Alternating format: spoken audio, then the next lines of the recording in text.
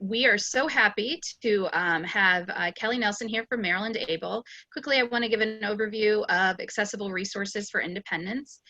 We are what's known as a Center for Independent Living. We are a resource and advocacy organization run by people with disabilities for people with disabilities.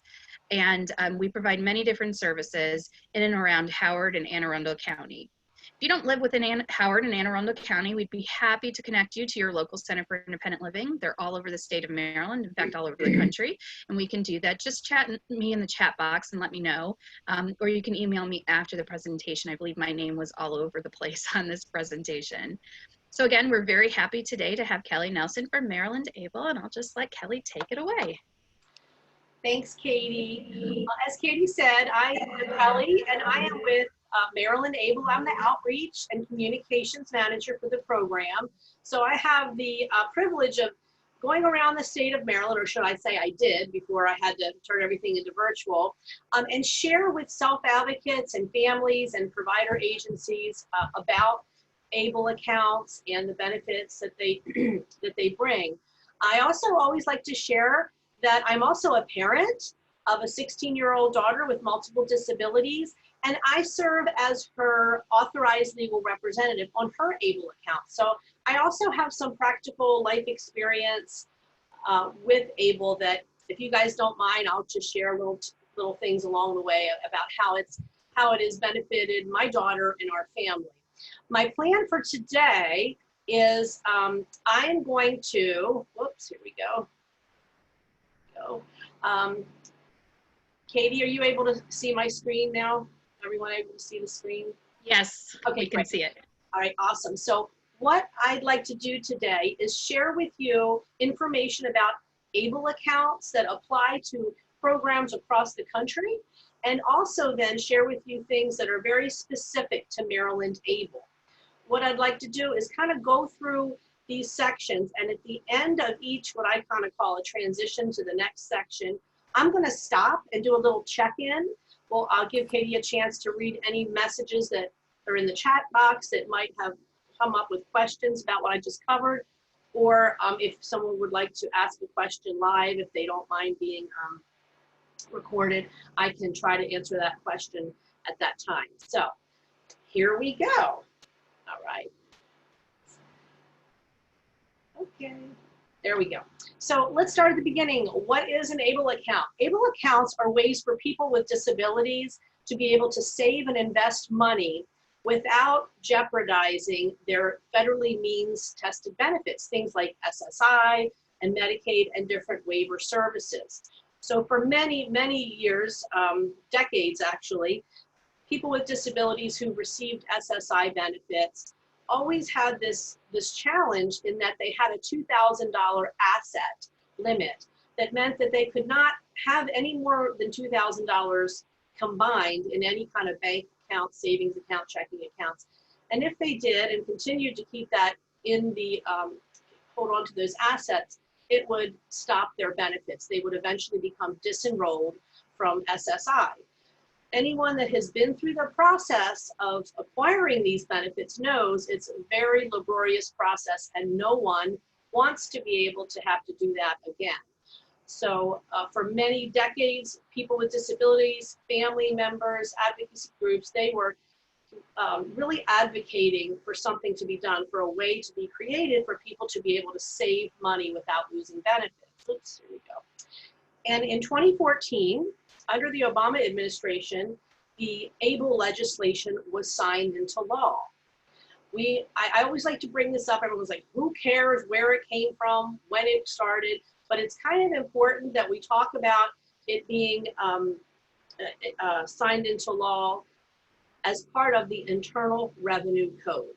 So we are Section 529A for ABLE, and Section 529 is actually the college savings plan people.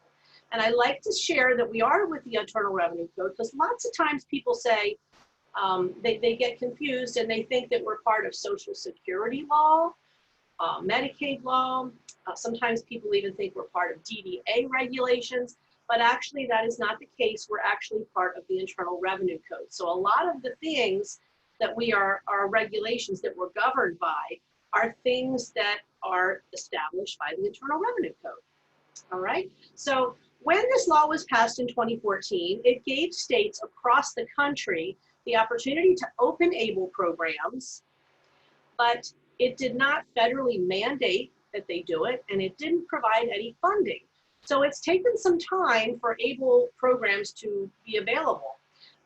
We launched our program in 2017. We were signed into law in 2016. It took us about a year to get up and running. So we're kind of new here, about almost 3 years old in November, kind of new here in Maryland. And the first program that opened was in Ohio. So sometimes I run into people who actually got an Ohio ABLE account back when it launched in 2015. All right, so the first part of what I'm going to share is going to be information that applies to ABLE programs across the nation. Currently, there's 42 of them in 41 states and the District of Columbia, so 42 programs.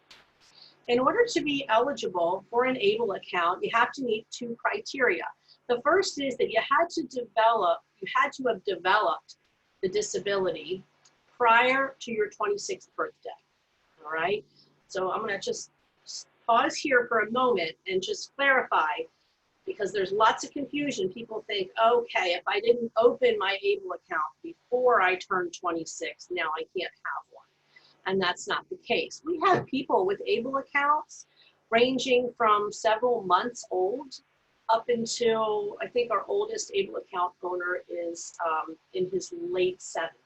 Okay, so you can open an ABLE account at any time. You just had to have had the onset of the disability before you turn 26. The second criteria is that you have to meet the Social Security Administration's definition of a disability. All right. So when people are thinking about open ABLE accounts and they want to take the eligibility quiz on our website, one of the first questions that comes up is that it'll say, do you currently receive SSI or SSDI? The reason it asks that is because if the answer is yes, then we know you already meet the definition of Social Security's definition of a disability.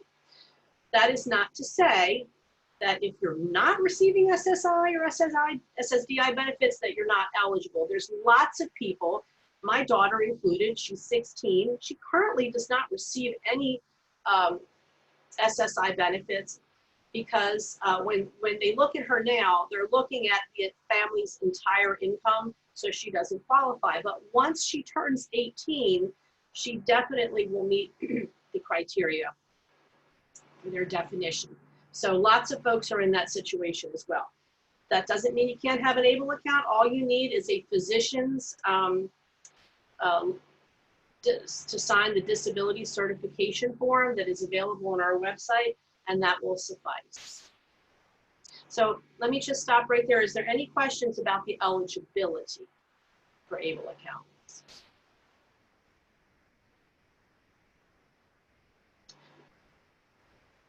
Whoops. All right. We're doing good then. Also like to share that with an ABLE account, the person with the disability is both the owner of the ABLE account as well as the beneficiary. All right. So it can only ever be the person with the disability that owns the account. This is a little different from some other types of special needs trust or even college savings programs. Somebody can own the account, but the person with the disability can be the beneficiary. But with Maryland ABLE and all ABLE accounts, they are one and the same. The account holder is the owner as well as the beneficiary. We believe that people with disabilities should be involved in making the choices for their life, for their finances, and that is why they are designated as the owner and the person who manages the account. Now, having said that, we also recognize that there are some ABLE account holders that need assistance with managing this account because they are financial accounts. So we have the opportunity for an authorized legal representative to be appointed on the account.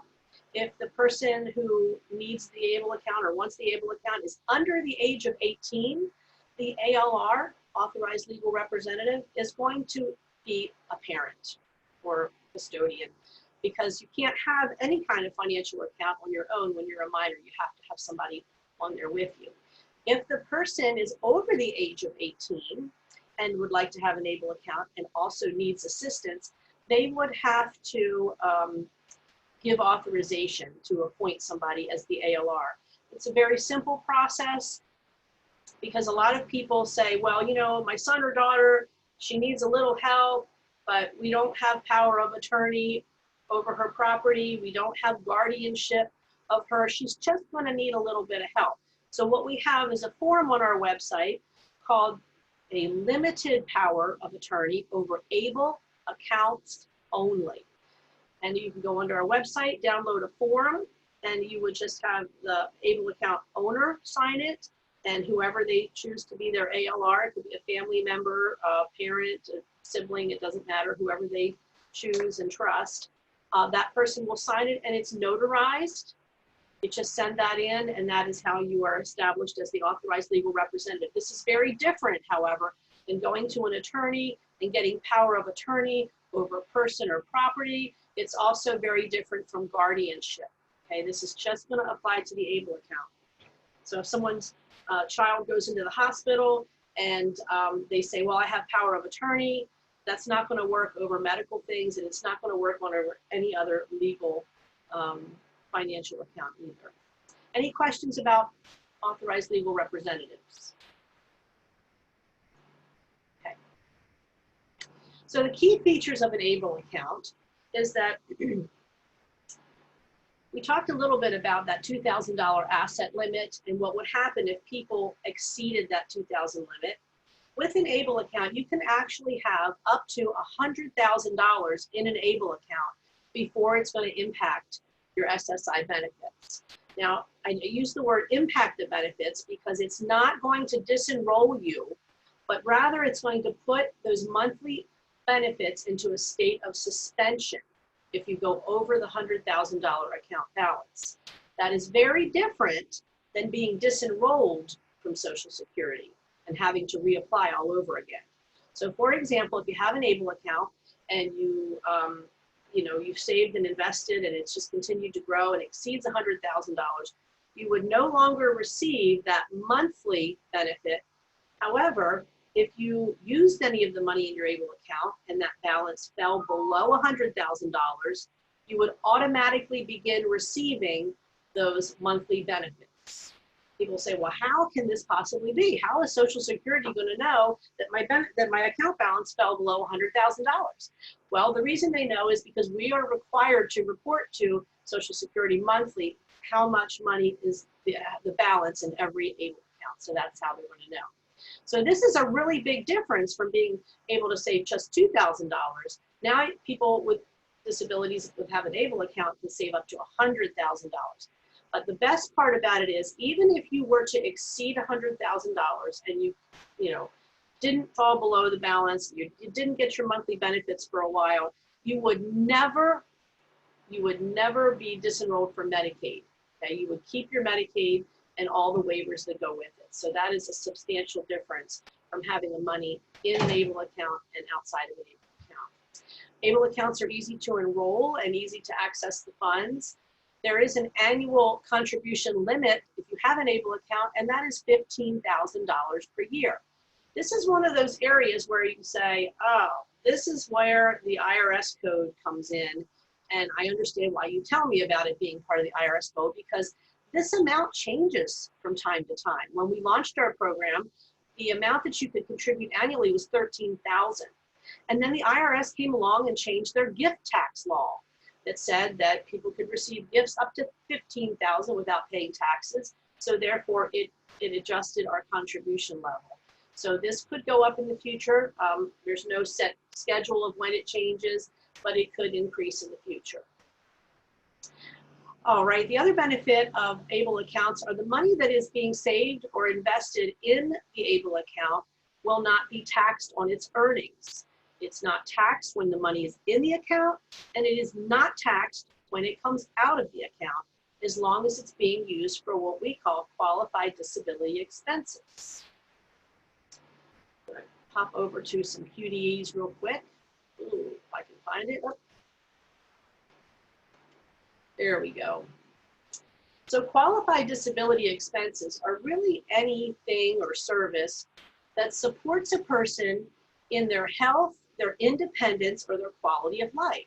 So some of the things that you're seeing on this slide are just categories for qualified disability expenses. This is not meant to be an exhaustive list of things. As you can see, for health, you could use the ABLE account to pay for doctor co-pays. Health things could also include gym memberships.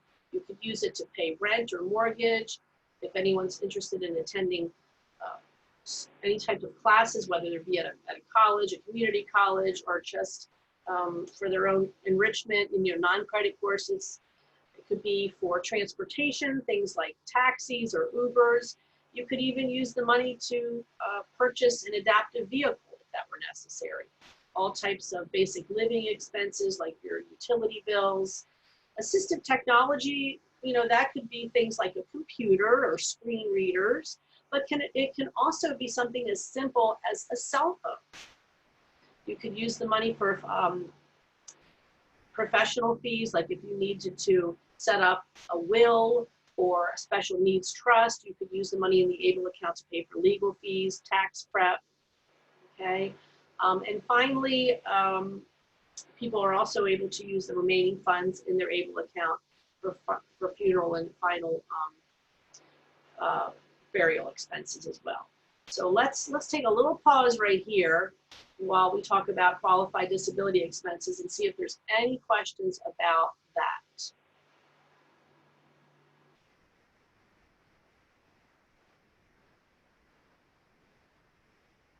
Okay, so I know one of the things that I hear a lot when I do in-person presentations, people always ask me, what about vacation? So I can't ask you guys in person, but what do you guys think about a vacation? Could that be used, could the ABLE account funds be used to pay for a vacation? Well, let's go back to the way that the regulation was written. You have to always ask yourself, does this purchase or does this service support the ABLE account holder in his or her health, independence, or quality of life? And I would venture to say that everyone can recognize the fact that having a time of rest, relaxation, vacation, a time to rejuvenate ourselves is very important to our health and our overall quality of life. So the answer in that case would be yes, they could. So having said that, it's also important to say that ABLE account funds can only be used for the person with the disability. So let's take my daughter, for example. One of her dreams in life is to go to Disney World one of these days. That's what she wants to do. So when the time comes that she can go to Disney, she can use the funds in her ABLE account to purchase her park ticket. She could even pay for airfare ticket if she wanted to, her meals while she was there. But she cannot use ABLE account funds to pay for mine, her father's, her brother's, anyone else in her family. So that's how that works, okay? All right. Let's go back a little bit here for a second.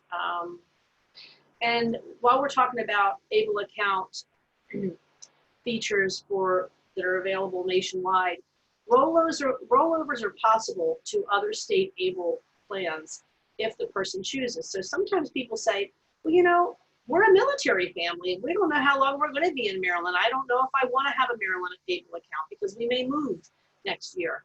That's fine. ABLE accounts are able to be transferred over to other state programs. So you can, if you want to, roll it over to another program in that state if they have a program that's open for enrollment, or you can keep your Maryland ABLE program because you don't have to be a member of that state. Even people in Maryland can look at outside of Maryland and other ABLE programs and see which ones they'd like to have. Okay. Through the ABLE Financial Planning Act, it made it possible for people who had started college savings plans, 529 college savings plans, and people had opened college savings plans for their child when they were young. And as the child got older, they realized that they may not really be following that path as an adult for whatever reason, okay? So what people can do now is they can take the money that was being saved for that child in a 529 college savings plan and roll it over to an ABLE plan, because that allows them to be able to use it for education, for college and other things like that, but it also opens it up to be able to be used for all of those other things we talked about that are considered qualified disability expenses. I shared a little bit about that annual contribution limit of $15,000 a year, and that is what we call our standard contribution. But there is a way for people who have ABLE accounts to be able to put an additional amount of money into the ABLE account, and that is what we call able to work. Through this legislation, it made it possible for people with disabilities who are employed, who are not contributing to a retirement savings account with their employer, or their employer is not contributing to a retirement savings plan, they are able to contribute an additional amount of money beyond that $15,000. And that amount is, they can contribute up to $12,490 above and beyond the $15,000. And this is another one of those things that changes from time to time, because this amount is actually tied to the federal poverty level for a one-person household. Okay, so usually this changes annually, so it doesn't change drastically, but it will change from time to time. So if a person is working and not contributing to retirement account, they could contribute. Say they're making $5,000, they could contribute up, their $5,000 by just coding it as a able to work contribution. If someone has a job and they're making $20,000 a year, the maximum amount they can contribute beyond their $15,000 would be that $12,490 this year. So any questions about the difference between a standard contribution and an able to work contribution? So Kelly, someone asked a question. So are some states' ABLE plans better than others? That is an excellent question. And what I will say is that the main legislation applies to all ABLE programs, like that having being able to save beyond the $2,000 limit and not having to worry about losing benefits.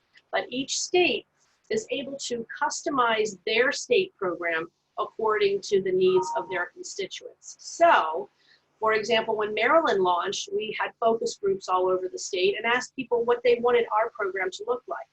And one of the things, there's two main things that came out of that was the most important. People said, look, we want you to make this affordable. We want you to keep the fees low. The second thing that's important to us is we want you to keep it very simple. We want people with disabilities to be able to be involved in this. Do not make it complicated with multiple levels. So that's how we tried to design our program. And what this means is, for example, with the investment options, Maryland gives you three investment options and a savings plan, because we were told to keep it simple. For example, Tennessee has 11 different investment options. So you might say, well, Kelly, you know what? I'm a very financially savvy investor. 3 investment options just is not going to do it for me. I'm going to go to Tennessee, where I can save money for my son or daughter and have many more investment options. So the answer is there's not one over the other that's better for any inherent reason other than the fact you want to find one that best meets your need. Now here in Maryland, we offer a tax incentive for people that make contributions to a Maryland ABLE account who are Maryland residents, get to claim those contributions on their Maryland state taxes for an income deduction. So let's just say you had an ABLE account in Pennsylvania and you contributed money to the account, you cannot claim that as a income deduction on your taxes because it didn't go into a Maryland account. So lots of things to consider. And one of the things I would suggest is to visit the NAST website. That's the National Association for State Treasurers. And they have some very good comparison tools of ABLE programs across the country. Another really, really helpful tool is the ABLE National Resource Center, and I believe it's I think it's www.anrc.com. And what is really cool about that is you can do a little, it gives you a chance to do a little search. It gives you a chance to compare certain programs based on criteria that's really helpful for you. So you could say, I want one that has tax incentives, I want one that has this, and it does, and you push, put that criteria in and you hit the button and it comes up with a comparison between certain states. So that would be a really good tool for that. We always say that, we'd love for you to have a Maryland Able account, but most importantly, we want people with disabilities to find an Able account in a program that best suits their needs. Okay. So let's talk a little bit about Maryland Able. Here in Maryland, we have a minimum of a $25 deposit to establish the account. This is the person's money. It is not a fee. It's not an enrollment fee, an application fee. It's just in order to establish or open the Able account, you have to make a minimum deposit, and that amount is $25. Okay? From that point on, you can decide to contribute money to your Able account quarterly, weekly, annually, however the person wants to do it is fine. It's just that next and future deposits have to be a minimum of $10. For example, my daughter gets a little allowance. She can earn, up to $3 a week. She's very excited about saving for Disney. So she always tells me, I want to put my money that I made into my Able account to save. And she gives me her $3 back, and I say, I can't deposit that right now. We have to save up until you get to $10, and then we can deposit in your Able account. And that's just one of the rules that our bank program manager says, that they do deposits of minimum of $10, okay? So contributions can be made to the Able account by paper check, but most people use the electronic funds transfer that's available on our website to do that. Contributions can come from anybody. It can come from the person with a disability. It could be from the excess funds that they have left over from their SSI benefits. It can come from back payments. It can come from the stimulus check that people have received recently. It can come from family members or friends. Anybody can contribute to an Able account, all right? So Able accounts accept contributions over the lifetime of the account up to $500,000. And they always ask that I do share this in the presentation, but I just think it gets confusing as all heck, because we have that $100,000 limit that people are keeping in their mind. But over the lifetime of the account, once it reaches $500,000, you cannot put additional contributions in until the balance falls below $500,000. And you know what? I hope everyone that has a Maryland Able account has a problem and says, daggone it, I just wish I could put I wish I could save more than $500,000 in my account. But, it would take quite some time to be able to put $500,000 in an Able account, since you can only put $15,000 a year. So maybe by then that will have changed. All right, and Maryland is open for national enrollment, and we do have account holders that live in other states as well. One of the things that Maryland offers is an online gifting page, which is a really nice feature that just is part of the account management process. It gives you a little icon to create a gifting page. So for folks that are saving for something that's really important, it's a big ticket item. I've heard of sometimes account holders, they're in Special Olympics, they're athletes, and they're trying to save up money for a trip that they're taking. They may put it on the gifting page. People can contribute, make a gift contribution to that. My daughter uses it for holidays and her birthday, because instead of getting, like a gift card to Target, she said, I would rather have the money in my Able account so I can go to Disney one day. People can use this to save for big ticket items like taking a class at a college, or maybe getting their first vehicle, things like that, all right? And it's nice because you just send a link to your family or friends by email or through, any of the social media platforms, and it gives people a way to confidentially contribute money to the ABLE account. You don't actually see the person's account or their balance. It just lets you make a contribution, very similar to like a GoFundMe page.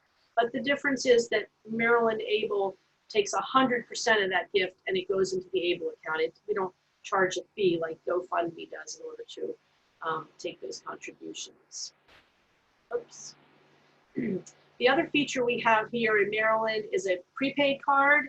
This is not a line of credit, but it's a prepaid or preloaded card. Kind of think of it like when you're at the checkout counters at a store and you see a Visa, MasterCard, or American Express gift card. You could pick up that card, give it to the cashier, and load a certain amount of money onto it, whatever you wanted that gift to be, $50, $100, whatever. It's very similar to that. So this ABLE card is connected to the ABLE account, and it allows the account holder or the authorized legal representative to sort of move money over from the savings account or the investment portion and load it onto the prepaid card. And then that card can be used to easily access funds anywhere that credit cards are accepted.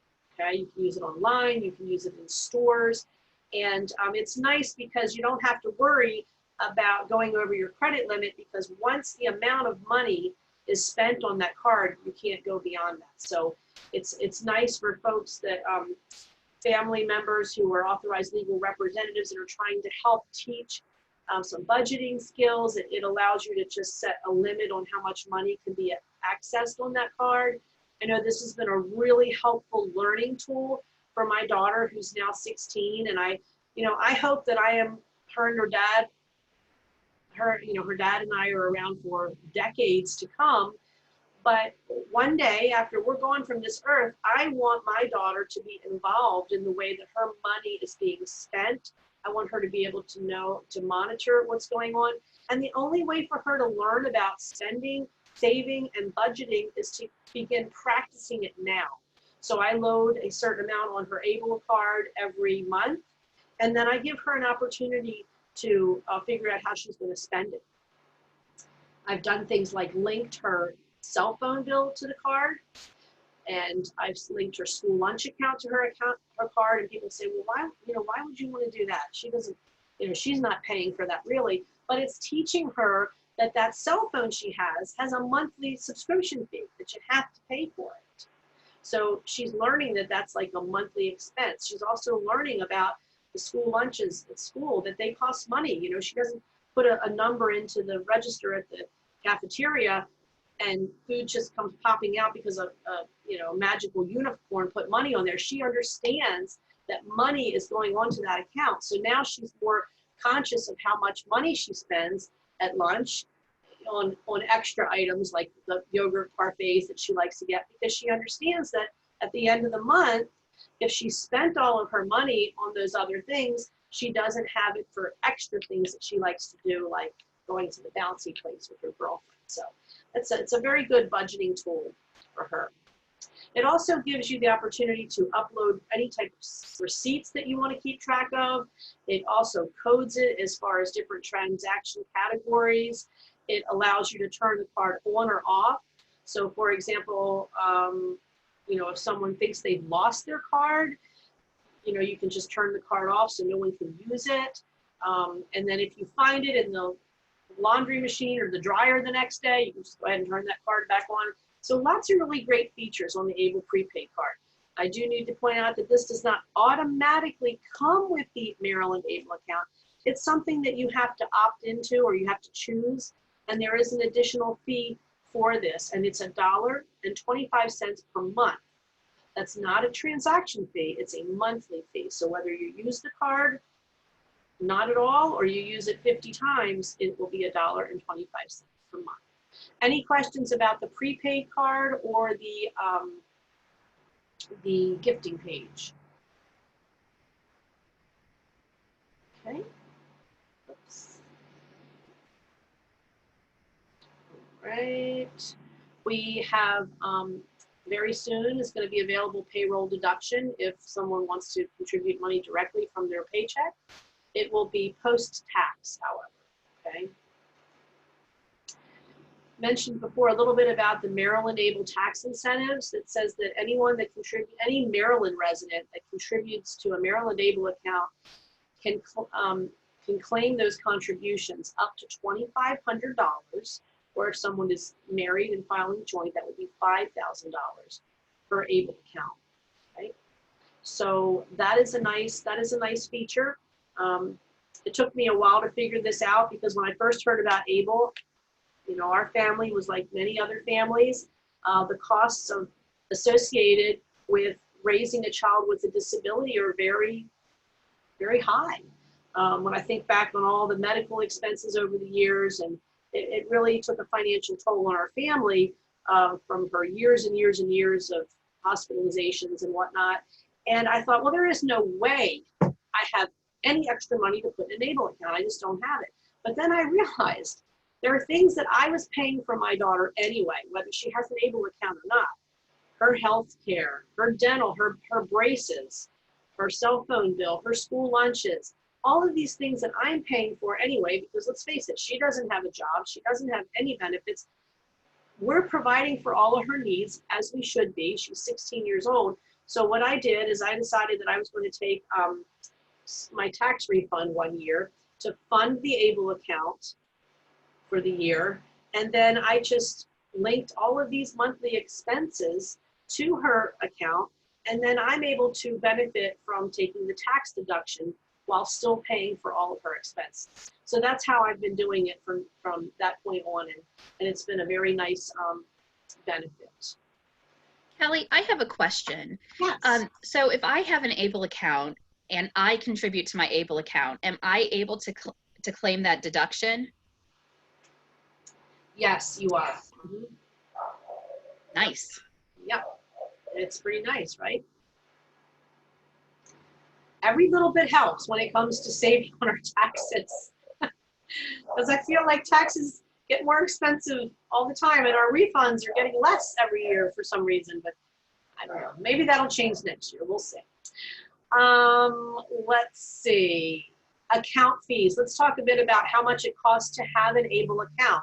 There is an annual maintenance fee that comes with the account, and that is $35 for the year. This is prorated, so someone, let's say, who opened their Able account on July 1st, they're not going to pay $35 this year because they didn't have an Able account January through June. They're only going to pay for July through December. These fees are prorated, and they're also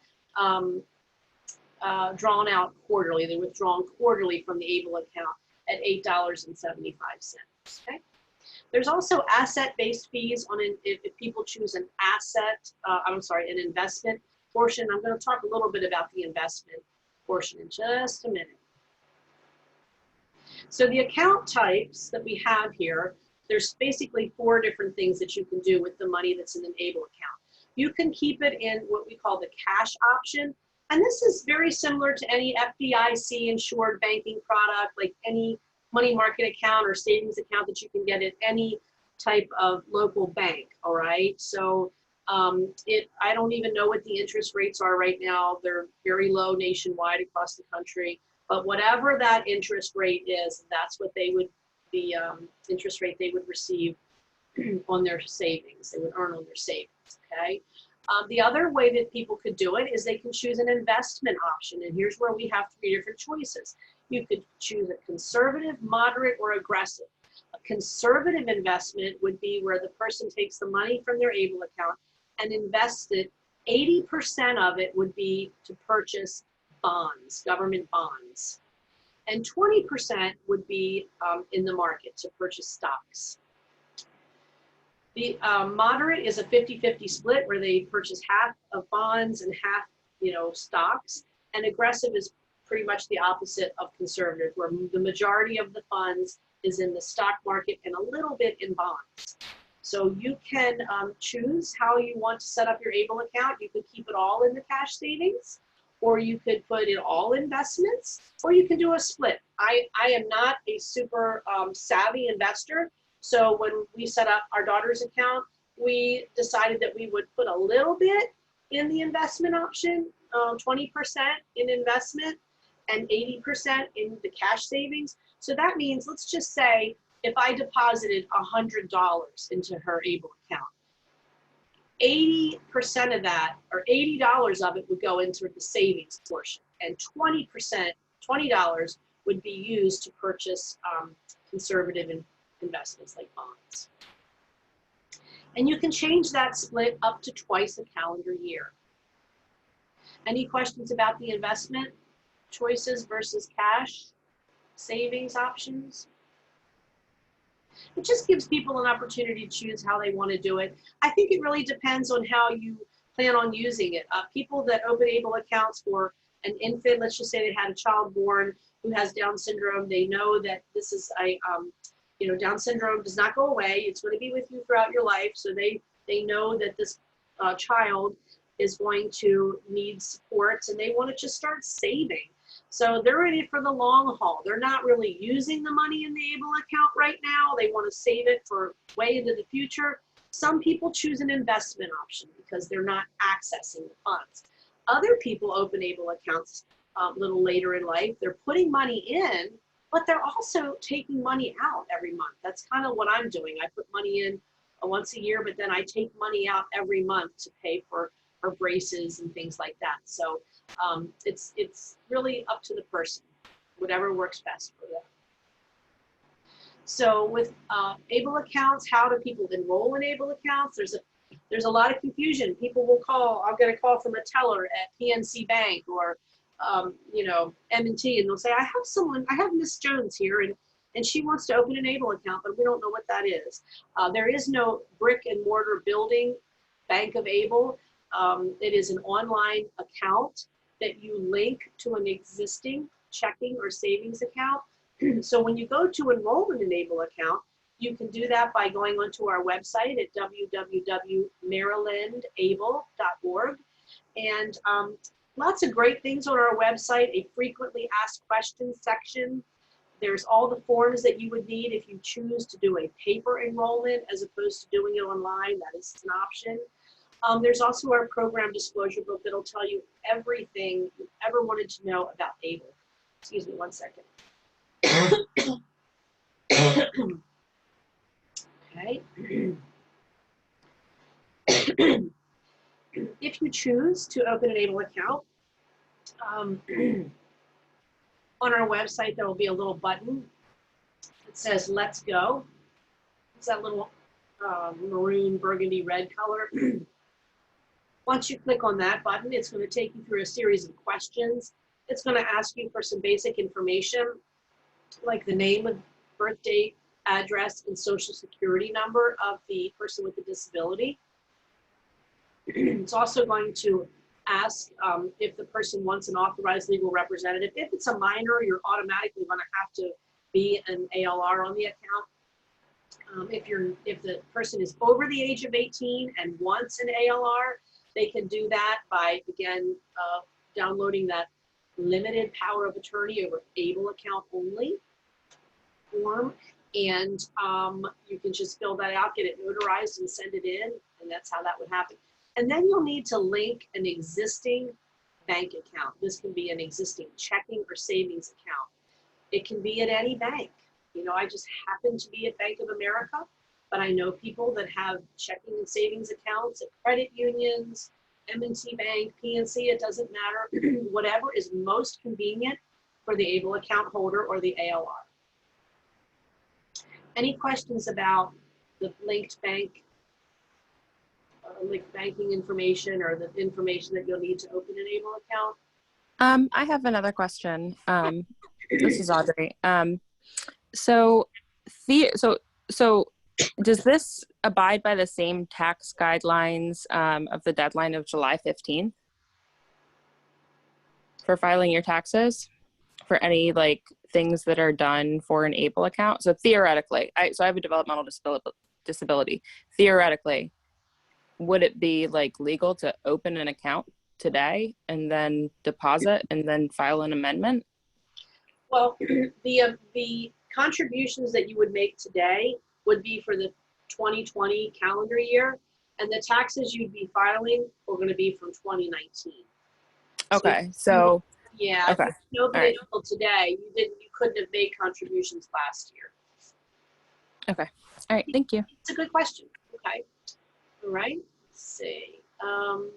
If you have, we've gone through a lot of information. I've covered a lot, been through it kind of fast. If there's any questions that you have, we definitely recommend that you reach out to our customer service team. That number is at the bottom of the screen right there. They are available Monday through Friday from 9 a.m. until I believe 6 p.m. right now. Normally our non-pandemic hours are till 8 p.m. But they can help you manage your account online. Let's just say you opened your Able account. You're like, I totally forgot how to make a contribution. I haven't made a contribution for 6 months. I forgot what to do. No problem. Call that customer service number. Give them your account number. They'll be able to walk you through your screen. They'll say, oh, you see that little icon up there with the little piggy bank? Well, click on that. Believe me, I've had to use it myself because there's things that I don't do every single day. And if I don't do it frequently enough, I forget, but they're very helpful. Okay. Real quick summary, $25 is the minimum amount to open an Able account. After that, you can make deposits whenever you want, annually, monthly, weekly, however you want, as long as it's $10. There's a $35 annual maintenance fee for the account. Again, that'll be prorated for those who are just opening one up now. If you choose the prepaid card, it's $1.25 a month. Your annual contribution this year is $15,000 unless you are working and not contributing to another retirement account. You can qualify for the Able to Work contributions up to $12,490. $100,000 is the amount of money that you can save or invest in your Able account without impacting your benefits. But remember, even if you exceed that $100,000, you're never going to get disenrolled from SSI because you went over. You're just going to go into a state of suspension. And if you were to access the money in your Able account, fall below the $100,000, you would automatically start receiving your monthly benefits. But no matter what, you're not going to lose the Medicaid or the waivers that are attached to it. $500,000 is the account limit, after which you reach that limit, you can't contribute anymore until you fall below that limit. And $2,500 is your state income deduction that you can take per Able account for Maryland state taxpayers. Oops, wrong way. This is our contact information. If you are interested in a Maryland Able account, we definitely recommend that you type in our address, www.marylandable.org, because some people just Google Maryland Able. And what happens is this thing will pop up that says Able Now in Maryland. And people click on it, they open an Able account, and then they get upset at tax time because they find out that they have enrolled in a Virginia state plan. It's called Able Now, but they advertise it in every state in the country, so that if you were in Florida and you typed Able Florida Able, it would come up Able Now in Florida, and people are opening these accounts, and then they're not able to use those contributions as income deductions. So if you want a Virginia plan, definitely go for it. But if you're looking for a Maryland Able plan, we recommend that you type our address in so you can't accidentally enroll in another plan. You can reach out to me anytime at questions@marylandable.org. I'm happy to assist in any way I can. Check us out on Facebook. I try to keep people posted of different events that come up. You can sign up for our newsletter and receive notices of other webinars and resources that we offer. And I thank you guys so very much. We made it at 1:55, but I am here for any questions.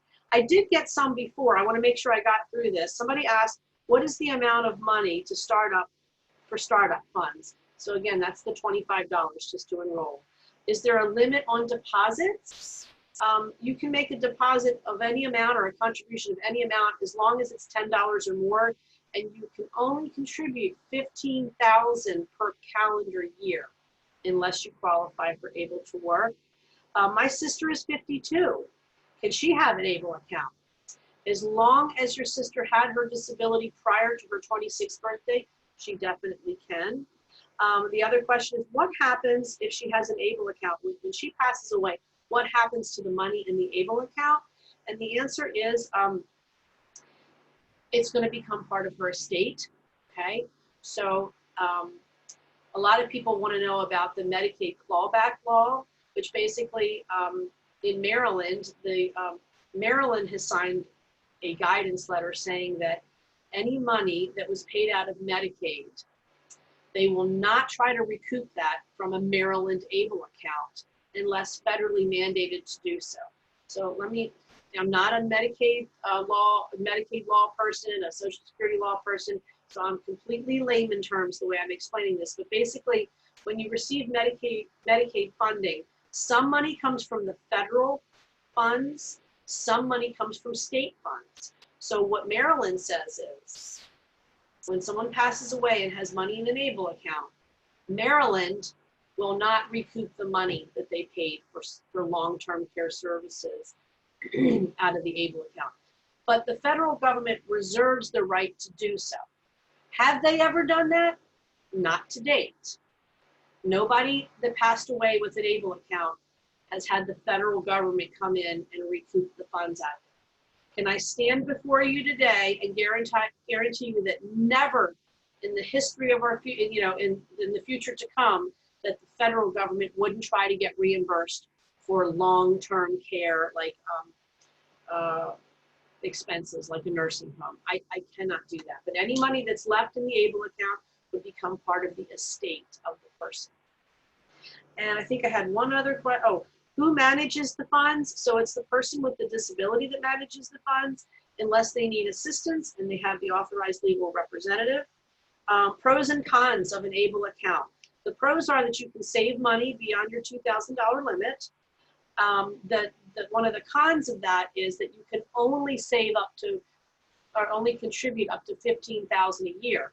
So let's just say great Aunt Elizabeth passes away, and unbeknownst to you, leaves you money. Okay, she left you $50,000 in her life insurance policy or in her will or whatever. You can't put $50,000 into an ABLE account if you've already put money in and you've reached your $15,000 limit. You can only put $15,000 a year. So what would happen?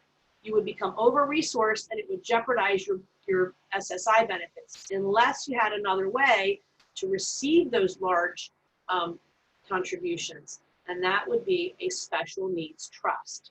So Maryland ABLE and special needs trust work well together. There's differences with special needs trust from ABLE accounts, but both of us, attorneys that do special needs trust, they often tell their clients about ABLE accounts, as we like to educate people about special needs trust in case they need it for larger investments. Okay. So that's all the questions I received ahead of time, unless there's anybody that has any additional ones now. Last chance, ladies and gentlemen.